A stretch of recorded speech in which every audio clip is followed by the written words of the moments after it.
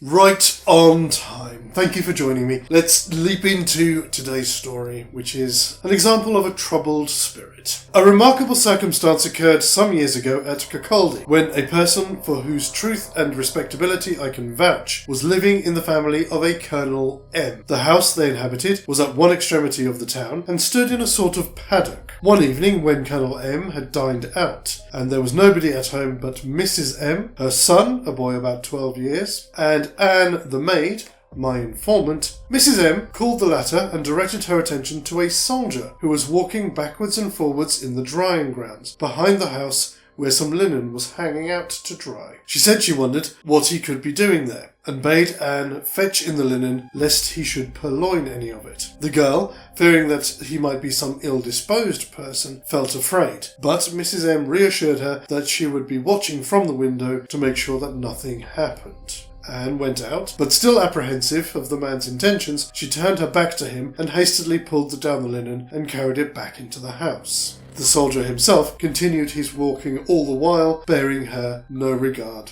whatsoever. Ere long, the colonel returned, and Mrs. M had lost no time in taking him to the window to look at the man, whereupon Anne added jestingly, "I think he's a ghost for my part." Colonel M said, "Well, we'll soon see to that," and calling a large dog that was lying in the room and accompanied by the little boy, he stepped out and approached the stranger. When, to his surprise, the dog, which was an animal of high courage, instantly flew back and sprang through the glass door, which the colonel had closed behind him, shivering the panes all around. The colonel, meantime, advanced and challenged the man repeatedly, without obtaining any answer or notice whatsoever. Getting irritated, he raised a weapon with which he had armed himself, telling him that he must speak or take the consequences, when, just as he was preparing to strike, lo, there was nobody there. The child sunk senseless to the ground. Colonel M lifted the boy in his arms and brought him back into the house, saying to Anne as he did so, "You're right, Anne, it was a ghost," and much regretted his own behaviour, and also having taken the child with him, which he thought had probably prevented some communication that was intended. In order to repair, if possible, these errors, he went out every night and walked on that spot for some time in hopes the apparition would return. At length, he said that he had seen and conversed with it, but the purport of the conversation he would never communicate to another soul. The effect of this occurrence on his own character was perceptible to everybody who knew him. He became grave and thoughtful, and appeared like one who had passed some strange experience.